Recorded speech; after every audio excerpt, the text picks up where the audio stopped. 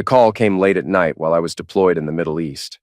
My daughter had reached out to me on Skype, her image flickering, her voice unsteady. The very first thing she said, without hesitation, was that I needed to come home. When I asked what was going on, her expression gave it away before she spoke. She looked worn out, like she'd been crying for hours. Then she told me it was about her mother, my wife, Kathy. She believed Kathy was involved with another man. That hit like a punch to the chest. Kathy and I had been married for 18 years. She'd always been warm, dependable, and loving, not just to me, but especially to our daughter, Stacy. The idea of her being unfaithful felt impossible. But Stacy went on to explain that Kathy had been going out more and more, several nights a week, often not returning until after midnight, sometimes nearly at dawn. That particular day, she hadn't come home until almost 7 in the morning. Stacy admitted she was frightened and confused, unsure of how to handle it all on her own.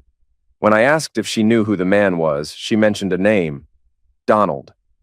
I pressed her for a last name, and when she said Connolly, my stomach dropped. Donald Connolly was the mayor of our town, and Kathy had worked closely with him during his election campaign. At the time, I'd thought nothing of it. Now, all those late nights were starting to make a twisted kind of sense. Stacy said she'd only seen him once, but she remembered him clearly. Tall and lanky, with salt and pepper hair and expensive taste. According to her, he drove a high-end car and had even once arrived in a limousine to pick Kathy up. I wanted to believe there was a logical explanation, something innocent, professional, but it all sounded too personal. The secrecy, the erratic hours, the sudden distance, everything pointed to something more. Before we ended the call, Stacy begged me to come home before things spiraled any further. I told her I'd try and asked her not to bring any of this up with her mom. She agreed, and just before the call cut out, she told me she loved me. I told her the same. My name is Robert Crawford. I'm 42 years old. Back home, I work as a design engineer at a tech firm. I also serve as a major in the National Guard, which is why I was deployed overseas for a year. My wife, Kathy, is 40. Intelligent, energetic, stunning, even after all these years. We have a daughter, Stacy, who's 15 and the center of both our lives. Until that call, I believed our marriage was strong. We'd made it through multiple deployments. The distance had never broken us. If anything, it had strengthened our bond. I never thought I'd question her loyalty, but now everything felt uncertain. As soon as I could get approval for emergency leave, I packed my gear and got on the next available flight. 26 hours later, I was back in the States, behind the wheel of a rental car, heading toward a home that no longer felt like mine. It was Friday evening, just after 6:30. I parked half a block from our house. The lights were on inside. Through the upstairs window, I could see Kathy moving around, probably getting ready to go out. I called Stacy. "Daddy?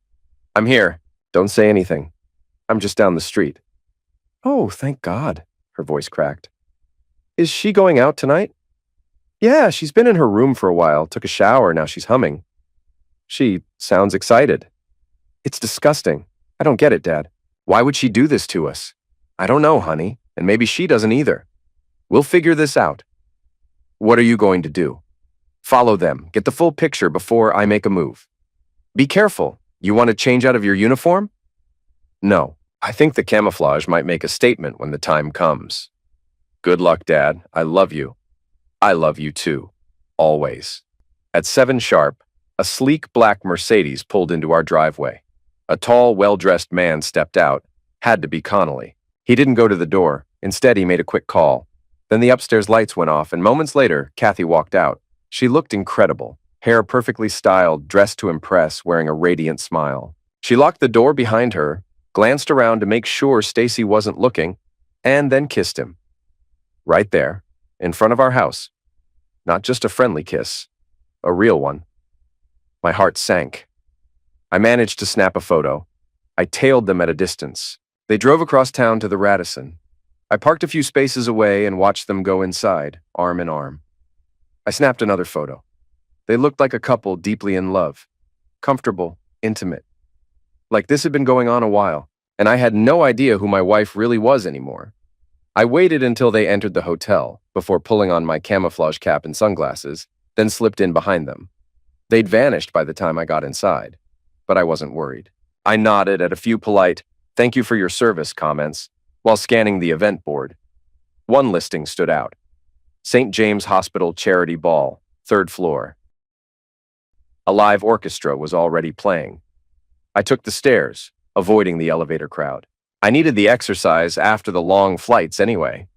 On the third floor, I followed the music and passed the ballroom entrance casually.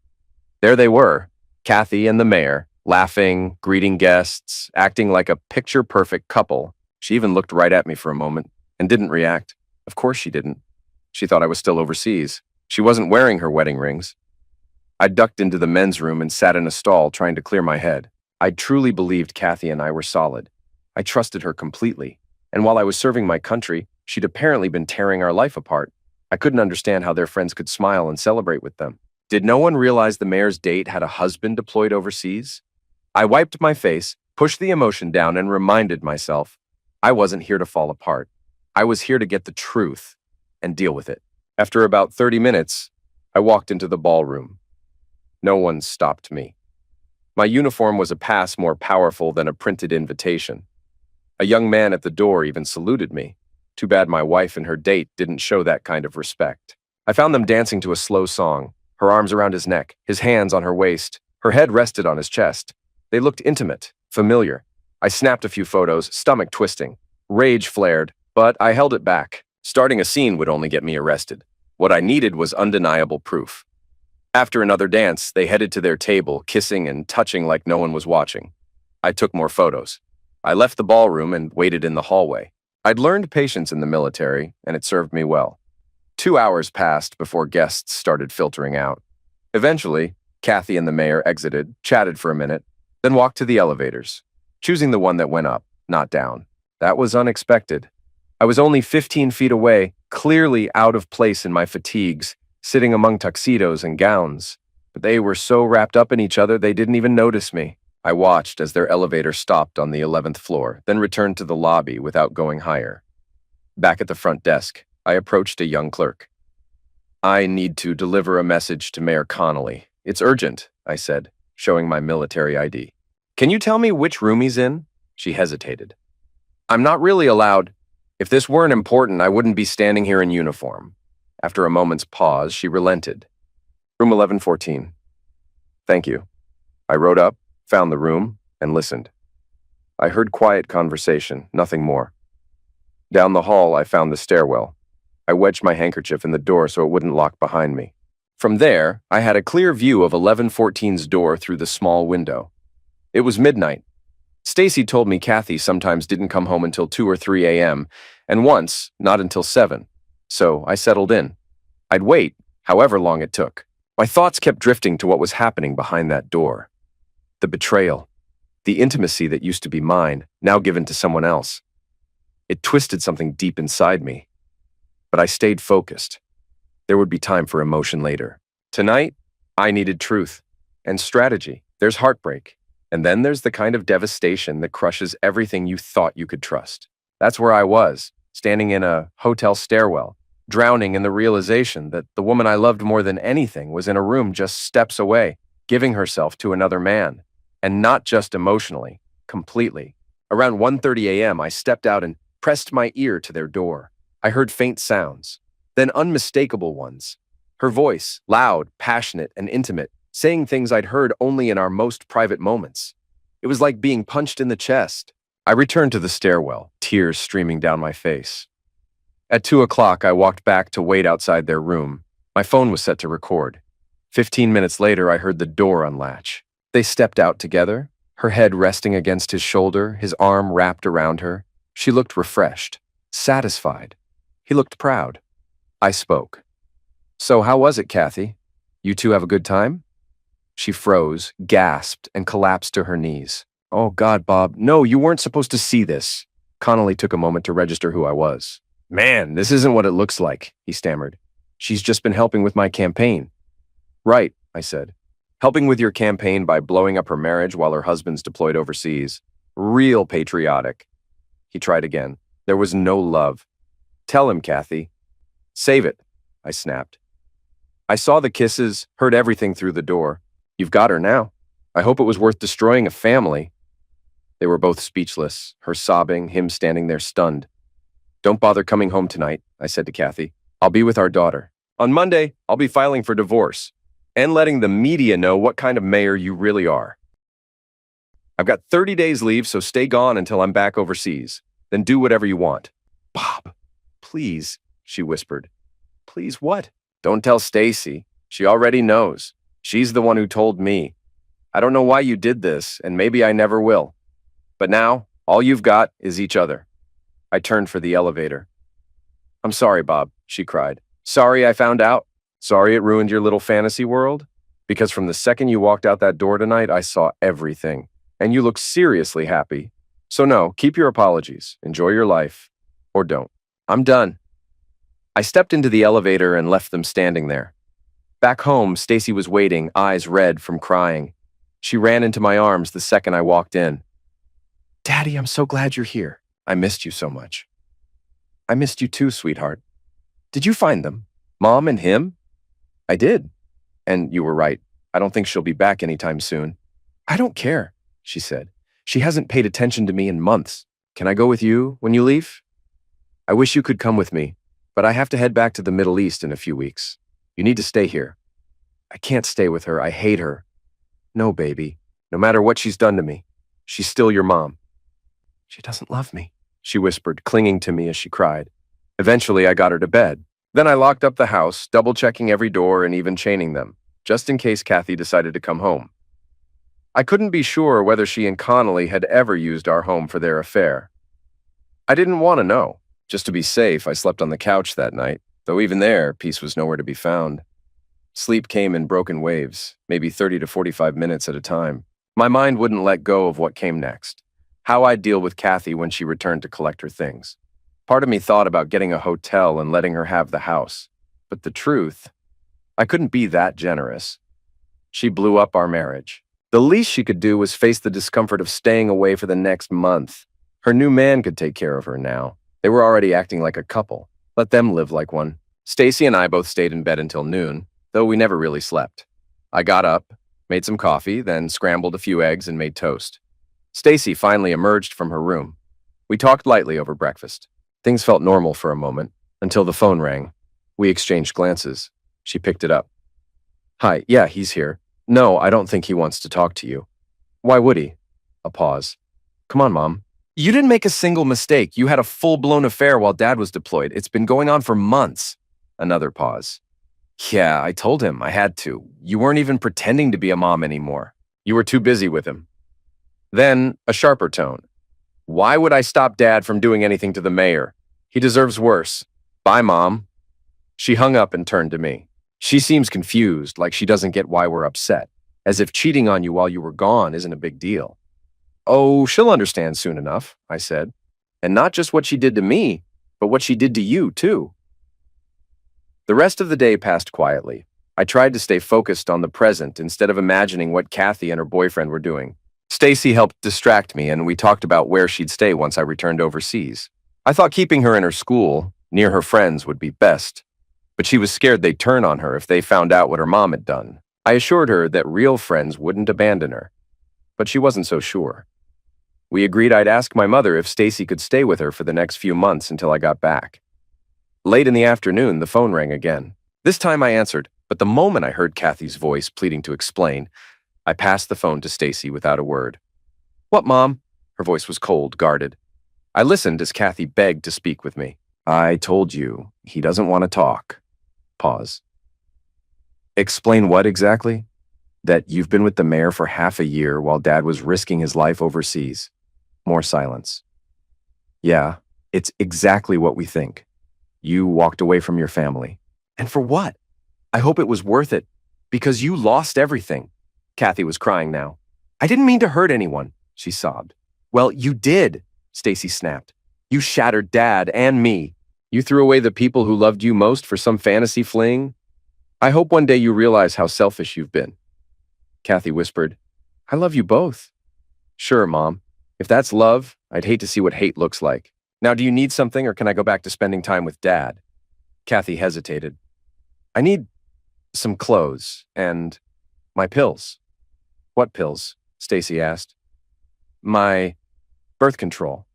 Oh, right. Can't have the mayor's love child ruining your new image, huh? She snapped. Fine, I'll let Dad know. We'll pack your stuff. Kathy asked for her makeup, too. Of course, Stacy said, voice dripping with sarcasm. A girl's got to stay pretty for her big-shot boyfriend. Everything will be on the curb by 6. Enjoy your night. She hung up, then burst into tears. I pulled her into a hug. You were hard on her. I know, she said through sobs. I'm not proud of it, but I had to say it. You've got every right to be angry, but we'll get through this together. While Stacy gathered Kathy's things, I headed to my office to think. I had a lot to handle, and years of military training taught me how to build a strategy under pressure. This wasn't war, but it sure felt like one. The basics were easy. Find a divorce lawyer, cancel our shared credit cards, open new accounts for me and Stacy, change my insurance and retirement beneficiaries, secure half our savings into a new account with only Stacy and me on it.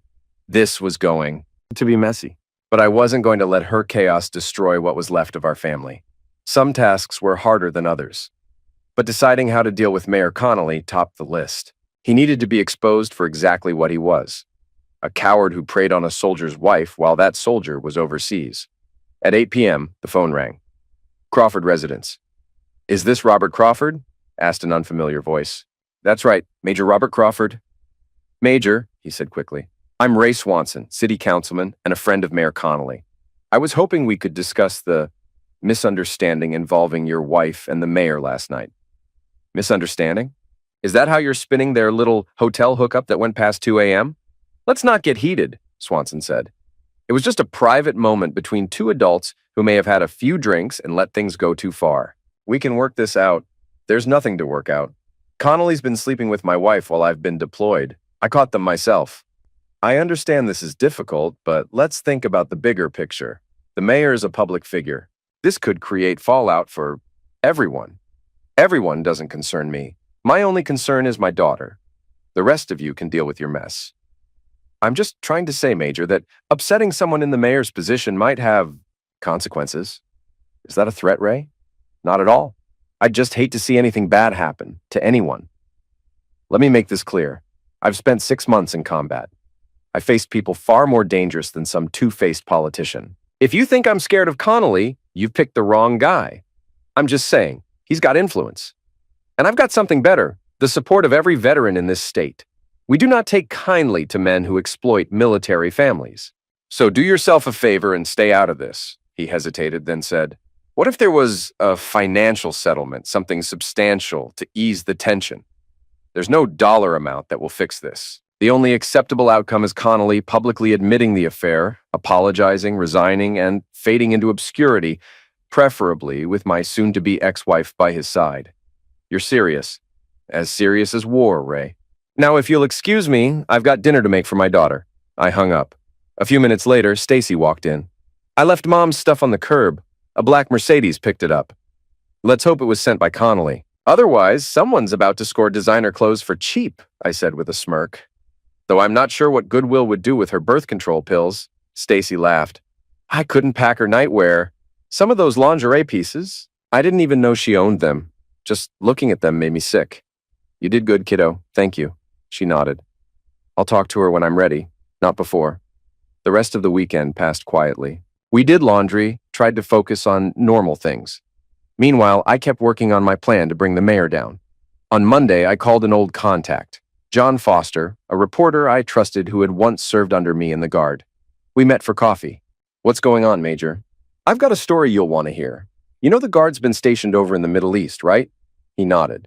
What you may not know is that, while we've been gone, Mayor Connolly has been carrying on an affair with one of our soldiers' wives. Whose wife? I'd rather not name him, unless absolutely necessary. No separation, no pending divorce. The husband just found out last week. I've seen the two of them around, John said, but I can't run a story on hearsay. Got anything concrete? I do. I handed over photos and video. I'd appreciate it if you blurred her face. Foster stiffened. He understood immediately. Bob, are you sure you want to go public? Once this hits the press, there's no taking it back. I'm sure. The truth needs to come out. I sighed and shook my head. I know how it'll look, John, but I had no clue. While Connolly was sleeping with my wife, I was 10,000 miles away getting shot at. The real disgrace is his. A man in power taking advantage of a soldier's wife. You know how low that is. Foster looked down, then nodded. You're right. I'll see what I can do. You're sure it's been going on the whole time? Yes, and others knew, but they've stayed quiet out of fear. Here's the proof. I sent him the photos and video. We talked for a few more minutes about the guys from our unit we'd lost during deployment, then shook hands and parted ways. My next step was legal. I looked up a few divorce attorneys and booked a meeting with one who came highly recommended, R.J. Collins. To my surprise, R.J. turned out to be Ravenna Joy, a blunt, sharp-witted woman in her 50s with a no-nonsense vibe. Major Crawford, she said as I sat down. What brings you in? I need a divorce, and it won't be a pretty one. She raised an eyebrow. None of them are. What makes yours worse? While I was serving in the Middle East, the town's mayor was having an affair with my wife. She froze. Connolly? I nodded. Her pen hit the desk. Well then, Major, you've got my attention. For the next 30 minutes, I laid everything out. She asked questions, took notes, and was especially focused on Stacy. She's 15, right? Is she your only child? Yes. And she doesn't want to live with her mother when I redeploy. She's old enough that the court will weigh her wishes. Can anyone else take her in? My mom, I'll ask her. She'd love to have Stacy stay for a few months. We discussed finances, logistics, and next steps. She urged me to speak with Kathy and see if there was any chance of reconciliation. There's not, I said. If you'd seen them together, you'd understand. I want the papers ready as soon as possible. A week passed. Kathy called 5 times trying to talk. Each time I told her I'd let her know when and where to meet. Then on Friday, Ravenna called. Everything was ready. I told her I'd invite Kathy to the house on Monday at 2 p.m. while Stacy was at school. She could be served then. I called Kathy. I'd like to meet Monday, 2 o'clock, at the house. She tried to start explaining right then, but I cut her off. Save it for when we talk. She showed up a few minutes early. We sat at the kitchen table. I was struck, painfully, by how beautiful she still looked. Maybe the affair had been good for her. Coffee? I asked. Just water. I know you want to explain. I'll give you that chance, but I need to tell you. Someone will be here soon to serve you divorce papers. Her face went pale. Bob, no. I don't want a divorce. And I didn't want a wife who cheated on me for half a year. Please, if you just hear me out, then talk. She took a breath. You know I worked on Donald's campaign. We spent time together at events, canvassing, meetings. We became friends. After you deployed, I was lonely and struggling. He listened, supported me. One day he invited me to a formal dinner and asked me to leave my wedding ring at home to avoid gossip. I didn't think much of it then. But that night, people saw me as single. When did the affair start? She looked at her hands. Not right away. We danced that night. He kissed me when he dropped me off. And you let him? I was lonely. He treated me like I mattered. He made me feel special while you were so far away. Special? While I was at war? I know, it was wrong. But I was hurting. We started going out more, and slowly, I felt less alone. When did you sleep with him? She hesitated. You'd been gone a month. After a dinner, he invited me back to his place. And you went. I did. I felt sick afterward. I told him it was a mistake and that I couldn't see him again. That I loved my husband and couldn't believe what I'd done. But you didn't stop. She looked away. No, I didn't. Kathy lowered her eyes. Donald stopped calling for a few days. Then he reached out, said he missed me, wanted to see me, just as friends, he promised. Said he felt awful and wouldn't cross that line again. But you met him anyway? She nodded. That weekend, he took me to a small party, just a few couples, very influential. During the night, a woman asked how I managed to win over the town's most eligible bachelor. I panicked and said I was separated and headed for divorce. In a town this small, that lie spread fast. I felt cornered. Stacy was away at camp, so I stayed with Donald that weekend. And from there, it all spiraled. Yes, I'm so sorry, Bob. I never meant to hurt you or Stacy. It's the worst thing I've ever done. But it still happened. She nodded again. I know. Do you love him? I'm not sure. I like him. We laugh a lot. And the closeness? Was it better? It's different. Does he make you finish? Yes. More than I did? About the same. You've been with him since the hotel? Yes. And still sleeping with him? Yes. Are you planning to marry him? We've talked about it. Just then, the doorbell rang. I didn't have to look to know who it was. I think that's for you, Kathy. She opened the door and a man handed her a large envelope. Are you Kathy Crawford? She nodded. You've been served. She stood there for a long time, holding the envelope, staring out at nothing. Finally, she shut the door and turned, tears in her eyes. So this is it? We're really over? Yes, Kathy. You ended it the day you chose him. But I still love you. No, you loved the life we had, but you threw it away. Now you'll have to build a new one. And Stacy? She wants to live with my mom while I finish my deployment. Kathy broke down. God, what have I done? The next morning, the town woke up to a bombshell. Who was the married woman leaving a hotel room with Mayor Connolly splashed across the front page? Below the headline, a photo of Kathy and the mayor kissing outside room 1114. The article spelled it all out. The charity gala, the overnight hotel visit, and whispers of a 6-month affair that unfolded while the woman's husband was deployed in the Middle East. The publication justified running the story, pointing to public concern and the gravity of betraying someone serving their country. The fallout was immediate. The mayor's office called the story a lie, claiming the photo was fake and that enemies were trying to destroy him.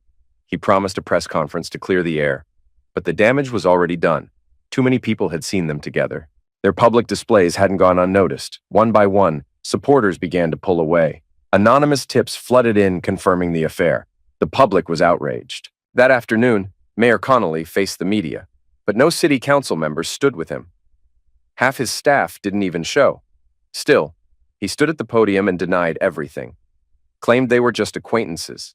Claimed innocence. Then, out of nowhere, Kathy stepped through the crowd, walked straight to the mic and said clearly, "My name is Kathy Crawford. I'm the wife of Army Major Robert Crawford. And yes, I've been having an affair with Mayor Connolly for the last 6 months." Gasps. Connolly tried to shove her aside. "I don't know this woman. She's lying." Kathy turned to him. "Don't you dare lie. You pursued me knowing I was married, knowing my husband was deployed, and I was stupid enough to fall for it." She turned to the cameras.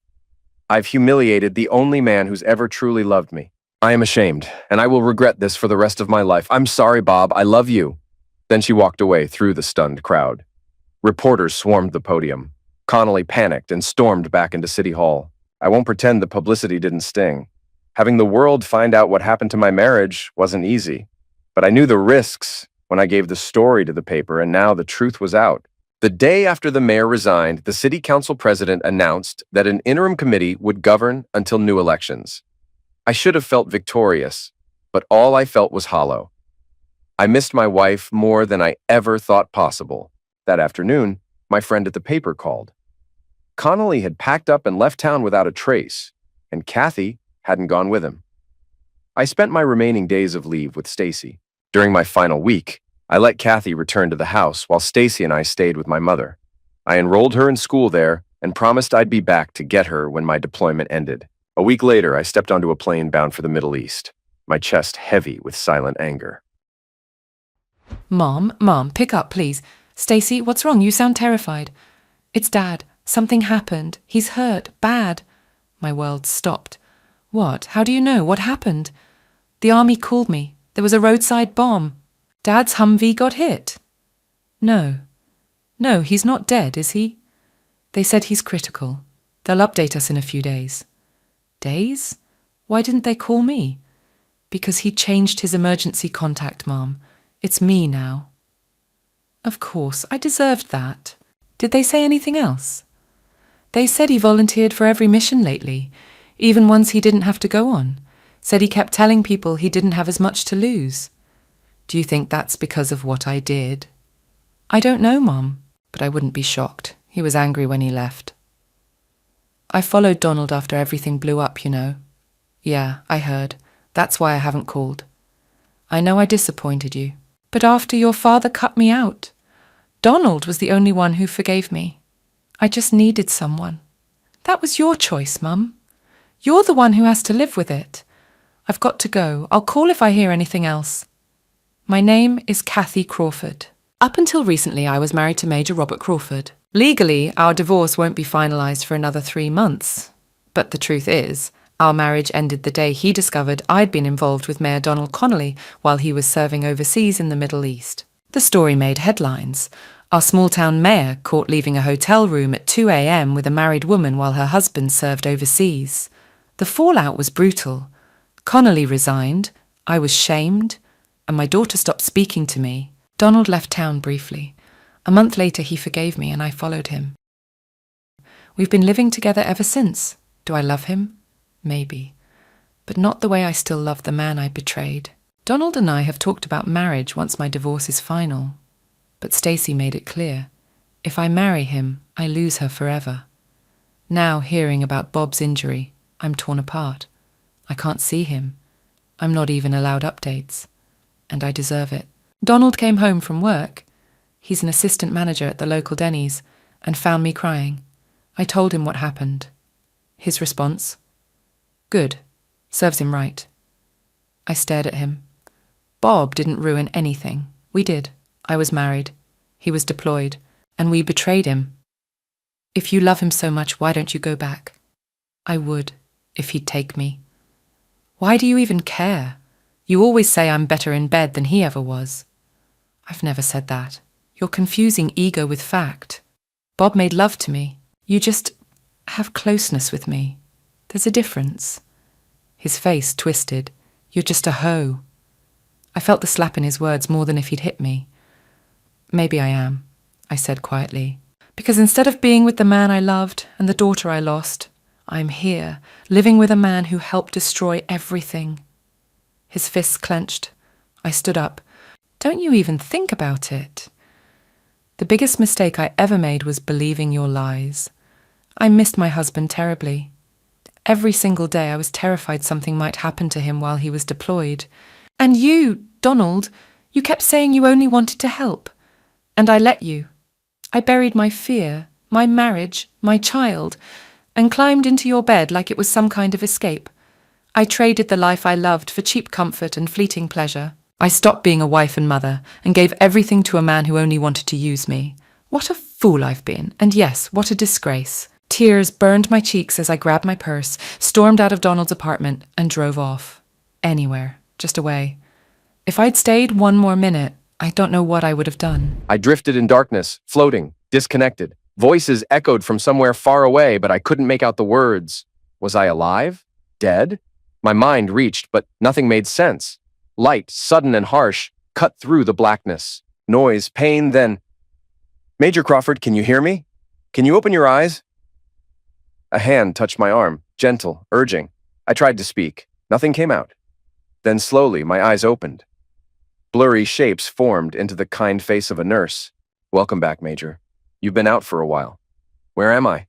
My voice was barely a whisper, my throat raw. You're at Landstuhl Military Hospital in Germany. You were wounded. My men? She paused. 2 injured. 1 didn't make it, Corporal Eddings. Tears slid down my face. How? Roadside bomb hit your Humvee. The doctor will explain more soon. You should rest. She adjusted my IV. The darkness returned, and I let it take me. Mum, it's me. Stacy, have you heard about your dad? Where is he? Is he okay? He's in Germany. He's alive, but it's bad. I couldn't stop crying.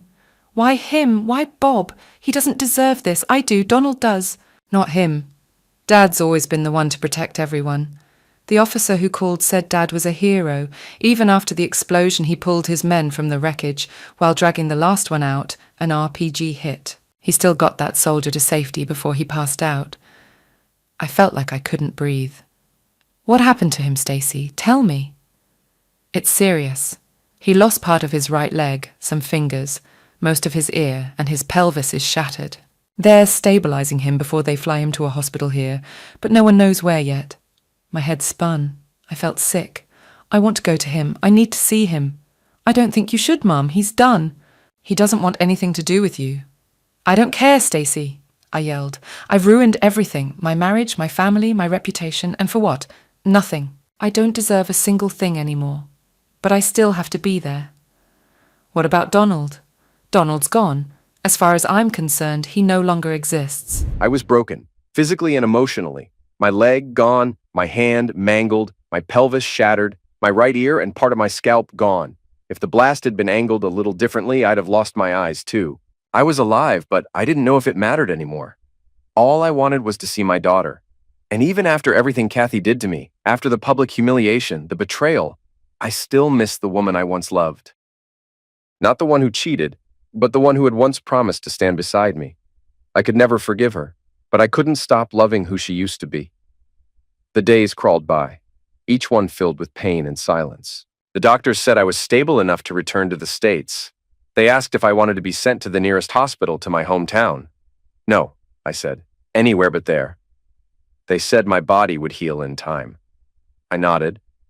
Maybe it would. But my heart, that was another matter entirely. After I left Donald Connolly's apartment, I drove for hours with no direction, just the weight of everything I'd destroyed. I'd betrayed my husband, broken my family, and lost myself in the process. I hated Donald, but I hated myself more. I had no plan, no home. Just a purse, my phone, some cash, and the clothes I was wearing. That night, I checked into a cheap motel. By morning, I knew what I had to do. I couldn't be Bob's wife anymore, but I could still show up.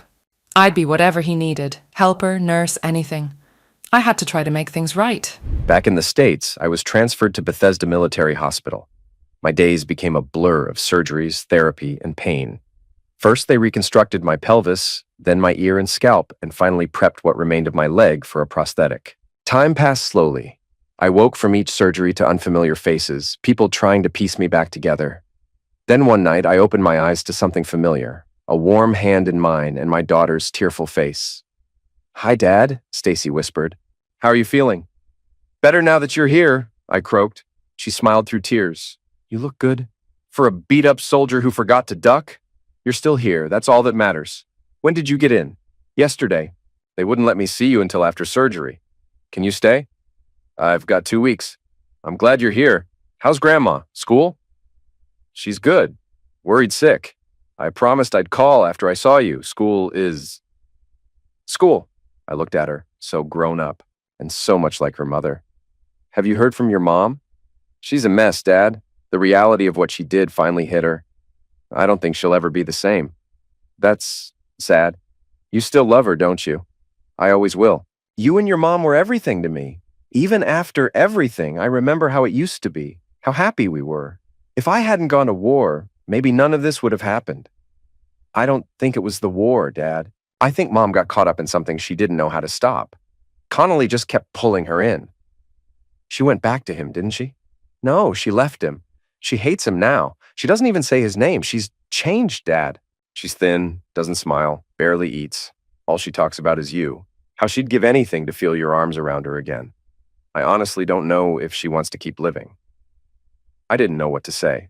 I just nodded, swallowing the lump in my throat. Funny how fast life can unravel. "She wants to see you. She knows you can't be together, but she needs to see you." "I'm not sure that's a good idea. Not like this. I don't want anyone's pity." "There's no pity, Dad. You're a war hero. You're more of a man now than anyone I've ever known." "I'm not a hero." "Yes, you are. The officer who called told me everything. How you pulled your men out of the Humvee after the IED. How you kept going even after the RPG hit. One of them died, Stacy. But 2 lived. Because of you. That matters." She leaned her head on my shoulder and cried. "I thought I'd lost you," she whispered. I wrapped my bandaged hand around her and held her close. "You didn't lose me, sweetheart," I said. "I'm still here. And we're still together." Letter from Kathy. "Bob, you probably don't want to hear from me, and I can't blame you. But I had to try.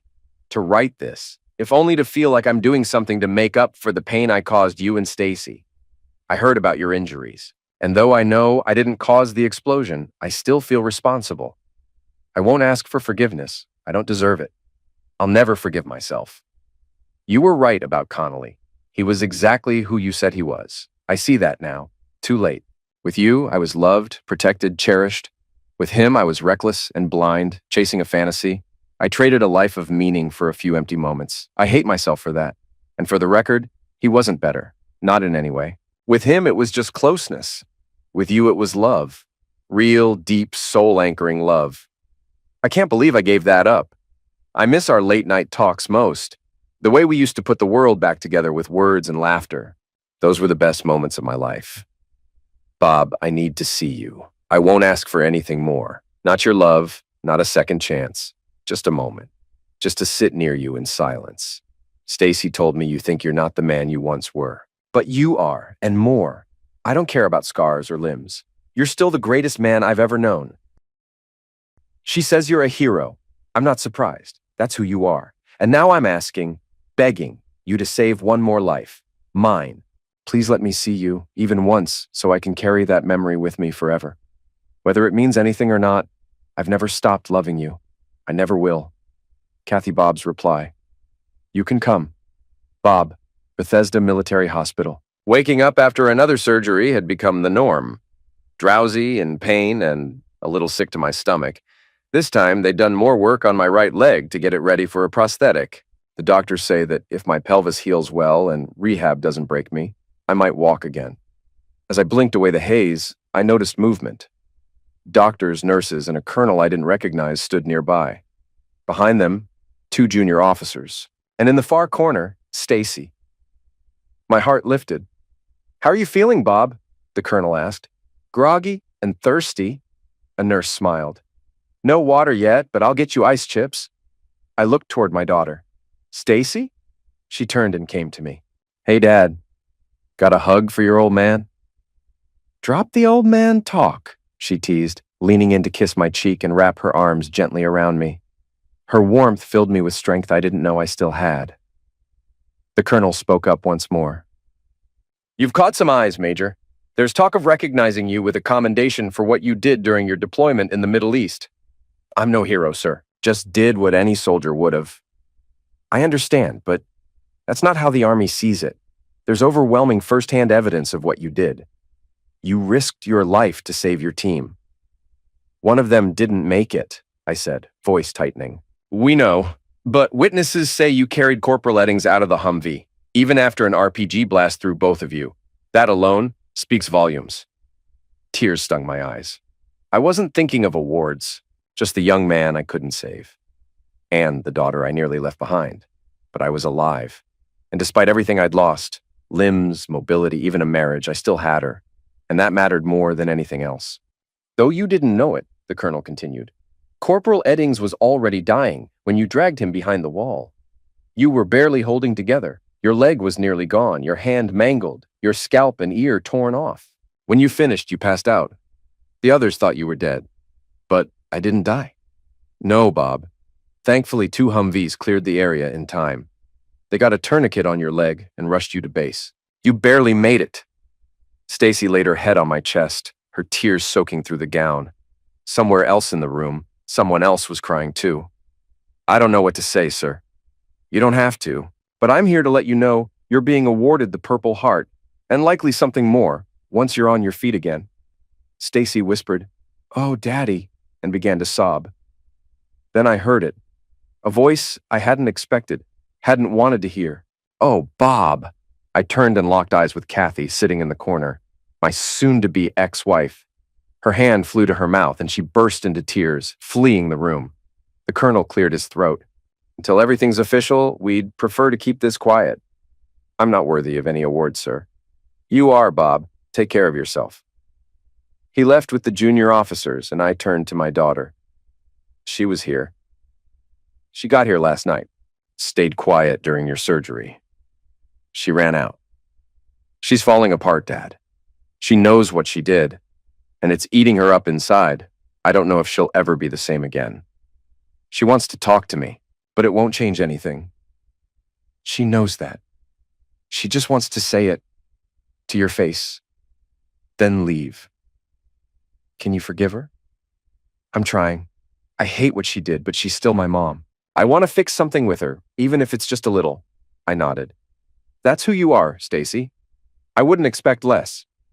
She keeps saying she doesn't need me to forgive her, but she needs to confess. She probably does.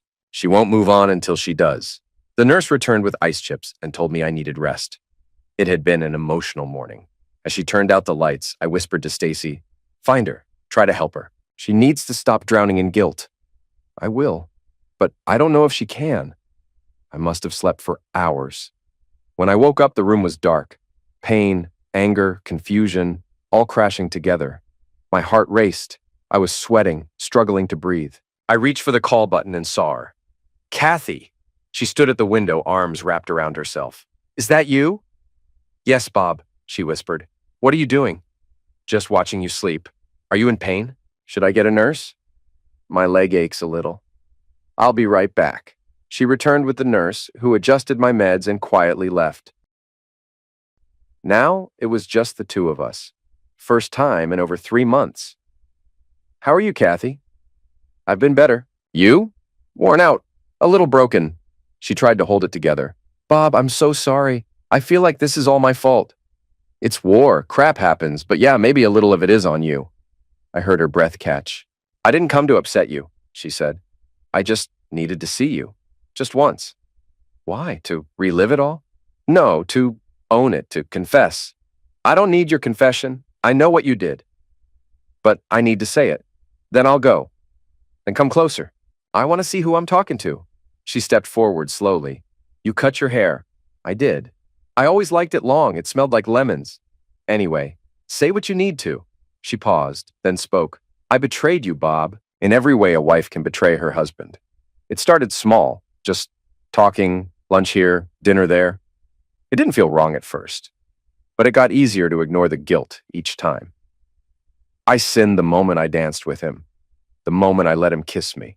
But the night I went home with Donald, I knew exactly what I was doing, and the truth is, I wanted him to. God help me, I wanted him to. She stood there trembling, and for the first time in months, I realized she wasn't just broken, she was haunted.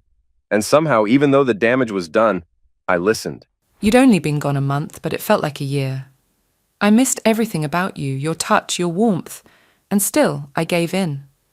I let Donald into my life, into my body. The first time I even guided him. I told myself it was just filling a void, that you weren't there, and he was. Afterward, I was so sick with guilt I threw up in his bathroom and told him I couldn't do it again.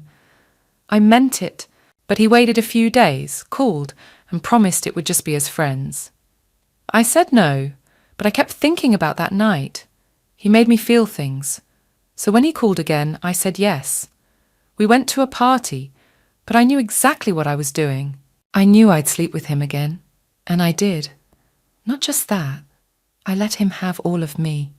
I told myself it didn't matter because you were so far away, and I deserved to feel something. I told myself you'd understand, that you'd want me to be happy while you were gone.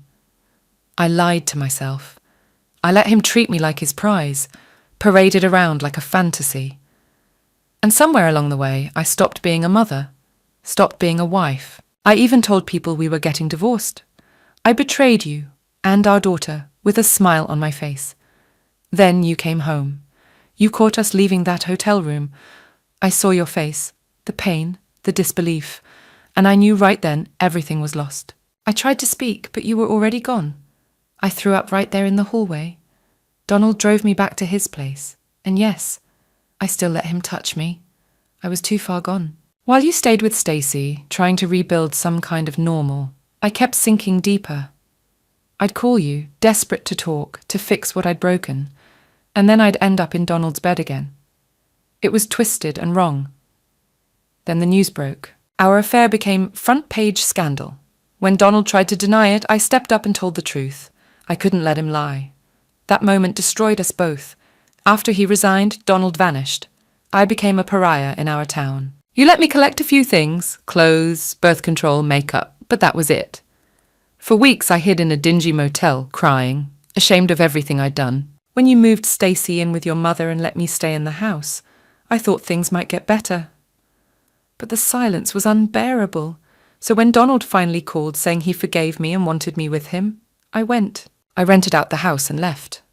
For a while, we pretended everything was okay. We talked about getting married once the divorce was final. But Donald wasn't the same. He hated you for what had happened, blamed you for his fall. The only job he could find was assistant manager at a Denny's.